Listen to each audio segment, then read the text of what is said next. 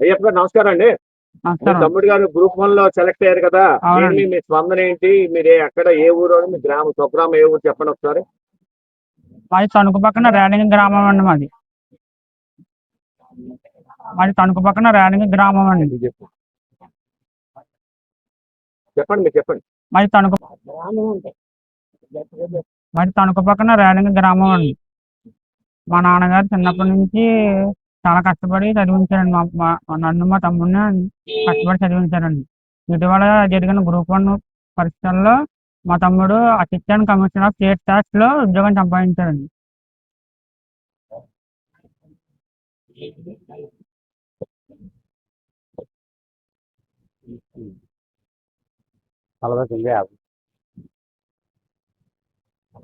Sir నమస్కారం అండి.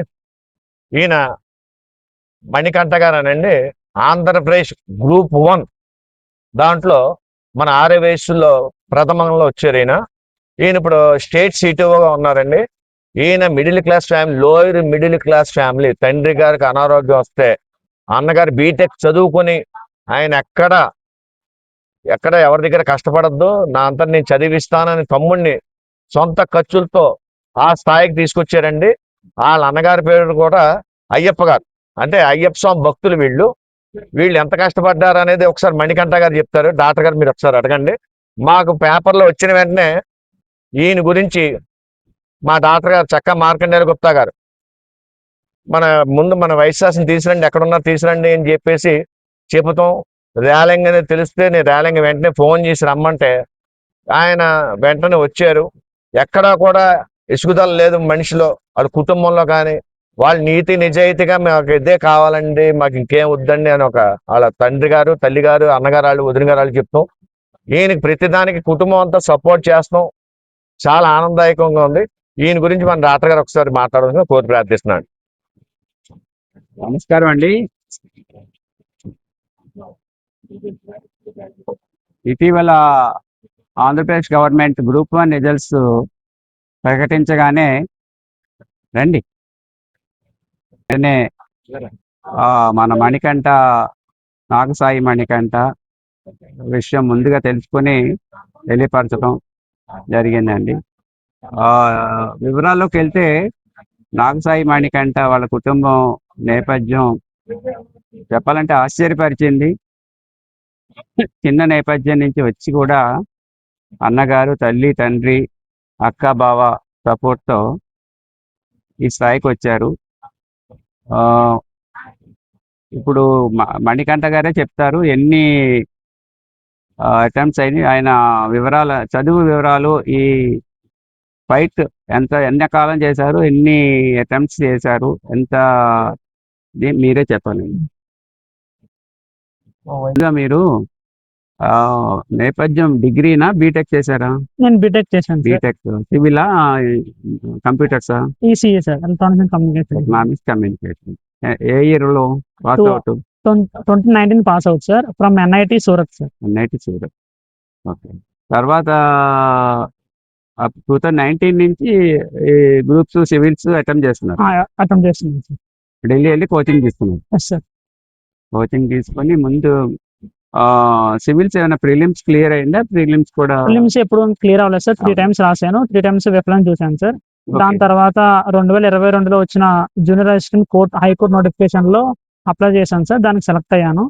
అప్పటి నుంచి నేను హైకోర్టులోనే పనిచేస్తున్నాను. రీసెంట్ గా వచ్చిన 2023 నోటిఫికేషన్ లో గ్రూప్ 1 సర్వీసెస్ లో ఈ ఉద్యోగం సాధించాను సార్. ఫస్ట్ అటెంప్ట్ లోనే? అవును సార్. మీ ర్యాంక్ ఎంత చెప్పగలరు? దీనికి ర్యాంక్ ఉండదు సార్, మనకి ఒక సర్వీస్ అలా అంతే ఉంటుంది. సో మీకు మా అందరి తరఫున హృదయపూర్వక ధన్యవాదాలండి.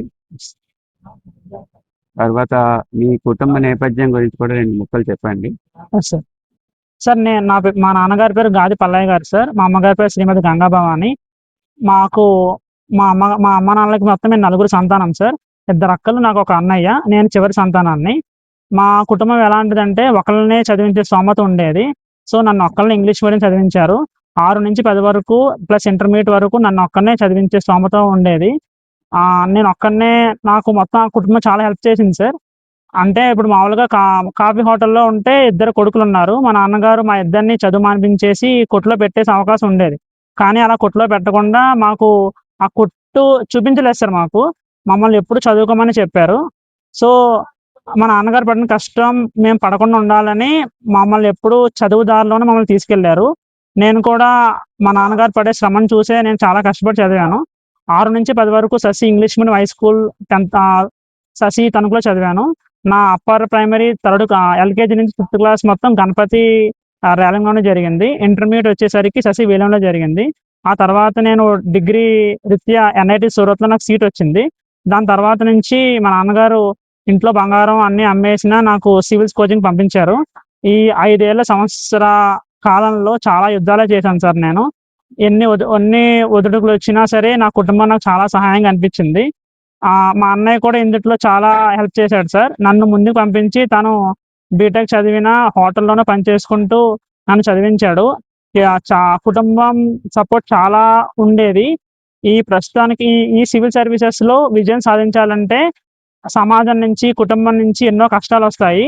ఈ అన్ని కష్టాల్లోనే మనకి కుటుంబం అనేది తోడుగా ఉంటే ఎటువంటి కష్టమైనా సరే మనకి ఏమి కనిపించదు సార్.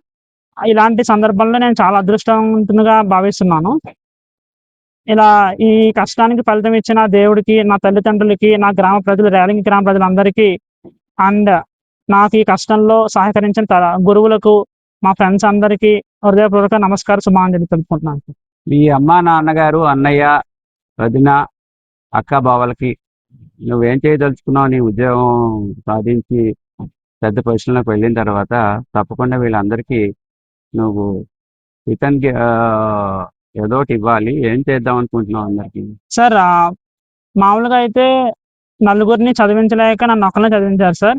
నేను ఆ ముగ్గురు మా ఇద్దరు అక్కలు, మా అన్నయ్య బాధ్యత నేను తీసుకుంటాను సార్ ఖచ్చితంగా. వారి పిల్లల్ని చదివిస్తావా? వాళ్ళ పిల్లల్ని, వాళ్ళ ఖర్చులంతా నేనే చూసుకుంటాను సార్. ఓకే. అలాగే వారికి వ్యాపారంలో కానీ సహకరించి ఇప్పుడు మీరు చేస్తున్న చిన్న హోటల్‌ని అన్నయ్య నాన్నగారు అయితే పెద్దయ్యారు కాబట్టి అన్నయ్య ఆధ్వర్యంలో దాన్నే రేలంగి నుంచి తణుకుకి వచ్చి తణుకులో ఒక మంచి రెస్టారెంట్ స్థాయికి తేవాలని రాబోయే 5-10 ఏళ్లలో మేమందరం మనసారా కోరుకుంటున్నాము. రాంబాబు గారు దేని మీద మీ స్పందన ఏంటి చెప్పండి. ఆయన లోయర్ మిడిల్ క్లాస్ చాలా కష్టపడి వచ్చారు. మీరు కూడా కష్టపడి మిడిల్ క్లాస్ నుంచి ఎదిగిన స్థాయికి మీరు మాజీ కార్పొరేటర్, రాయమండ్రికి ఆరవేసి ఆ ప్రముఖ నాయకులు, ఏంటి మీ స్పందన? ఇటువంటి ఆణిముత్యాలు నిజంగా మన వైశాఖలో చాలా అరుదు. నిజంగా చాలా కష్టపడి పైకి వచ్చారు ఈయన. గ్రూప్ 1లో సెలెక్ట్ అవ్వడం అంటే నా సామాన్యమైన విషయం కాదు. అలాగే ఆ కష్టం మర్చిపోకుండా తల్లి, తండ్రి, అన్నయ్యని, అక్క చెల్లెల్ని కూడా నేను చూసుకుంటానంటూ ఆయన ఇలా చెప్పడం అనేది చాలా తక్కువ మంది ఉంటారు. ఈ రోజుల్లో చేసింది మర్చిపోతారు, వాళ్ళ సుఖం వాళ్ళు చూసుకుంటున్నారు చాలా కుటుంబాలు. ఈ కుటుంబాన్ని చూస్తే నాకు చాలా ముచ్చటేస్తుంది. ఎంతో ఆప్యాయత, అనురాగం, ఆపేక్ష కలిసిమెలిసి కుటుంబం ఇది. ఇటువంటి కుటుంబాలు చాలా అరుదుగా ఉంటాయి. అందువల్ల నేను వీళ్ళందరికీ కూడా మనస్ఫూర్తిగా అభినందిస్తున్నాను. ఎందుకంటే ఒకళ్ళని మించిన త్యాగం ఒకళ్ళదే. ఈయన ఏదో సినిమాలో చూస్తుంటాం, అన్నగారు తన సుఖం మానుకుని, తన డెవలప్మెంట్ మానుకుని తమ్ముడి యొక్క అభివృద్ధిని వాంఛిస్తూ కష్టపడ్డాడంటే ఈ రోజుల్లో చాలా అద్దుగా ఉంటారు. అలాగే తమ్ముడు కూడా ఇంత చక్కగా చదువుకునే అవకాశాలు వచ్చినప్పుడు దుర్వినియోగం చేసుకోకుండా బాగా డెవలప్ అయ్యి ఆదర్శంగా నిలుస్తున్నాడంటే ఈ అబ్బాయి చాలా మంది యువతకి ఆదర్శంగా నిలుస్తారని చెప్పేసి నేను అభినందిస్తూ ఈ అవకాశం నాకు ఇచ్చిన మీ అందరికి కూడా నా యొక్క నమస్కారాలు తెలుపుకుంటూ, ఇంకొక విషయం ఏంటంటే ఇలాంటి ఆణిముత్యాలను వెలికి తీసి 10 మందికి పరిచయం చేయడం డాక్టర్ చక్కా మార్కండ గుప్తా గారు, ఆయన అడుగుజాడలో నడుస్తున్న నల్లమిల్లి సుబ్బారావు గారు మరి అభినందనీయులు. ఎందుకంటే ఇటువంటి వాళ్ళని ఒక యువతకి ఆదర్శం. ఎందుకంటే ఎంత గొప్ప బంగారం ఉన్నా దాని మెరుగు లేకపోతే దానికి వన్నీ ఉండదు. అలాగా ఇటువంటి వాళ్ళని వెలికి తీసి 10 మందికి పరిచయం చేస్తున్న నల్లమిల్లి సుబ్బారావు గారికి, చక్కా మార్కండే గుప్తా గారికి నా యొక్క ధన్యవాదాలు. అంటే మణికంఠ, నీ ఎరుకలో ఎవరైనా నీలాగా స్ట్రగుల్ అవుతుంది, చదువుకుని ఇట్లాగా గ్రూప్ 1 లేకపోతే సివిల్స్ క్రాక్ చేయాలనే ఎవరైనా మీ ఎరుకలో ఉంటే మాకు తెలియపరిస్తే మేము వాళ్ళని కూడా అప్రోచ్ అయ్యి వాళ్ళ కష్ట సుఖాలు తెలుసుకొని ఆర్థికంగా అయితే ఆర్థికంగా, హార్దికంగా అయితే హార్దిక ఏ విధమైన సపోర్ట్ చేయడం. ఎందుకంటే ఇప్పుడు ఎవరైనా కామెంట్ చేయొచ్చు, మణికంఠ వాళ్ళ ఏదో అసిస్టెంట్ కమిషనర్ అయ్యారు కాబట్టి మీరంతా వెంటపడుతున్నారని. ఆ పద్ధతి లేదు.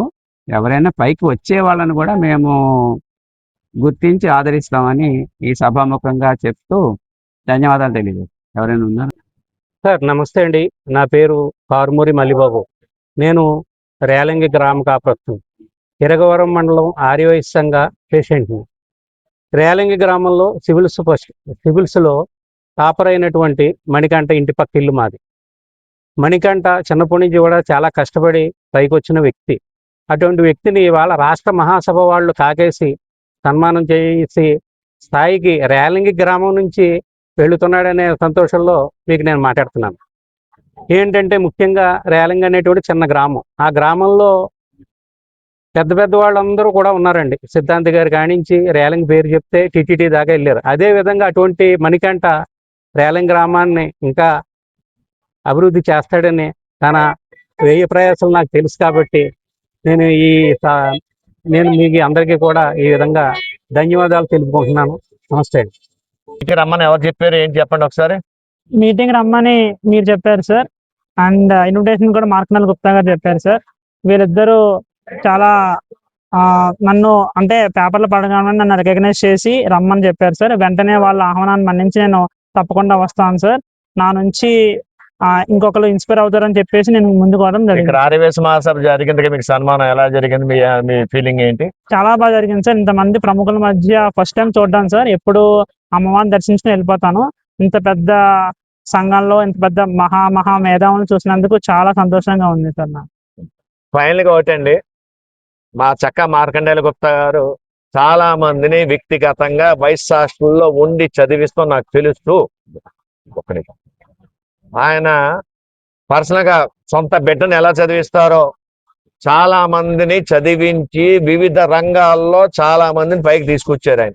ఆయన ఇప్పుడు కూడా ప్రామిస్ చేశారు, ఆర్థికంగా వెనకబడి ఉన్న వాళ్ళని ఏదో ఒక టాలెంట్ ఉంటే కనుక మమ్మల్ని సంప్రదిస్తే కనుక, నేను తూర్పుగోదావరి జిల్లా ఆర్యవైశ్య మహాసభ వాణిజ్య విభాగం ప్రెసిడెంట్ గారిని, మమ్మల్ని కలిస్తే కనుక మేము తోచిన ఏదో రకంగా వాళ్ళకి దారి చూపించగలం.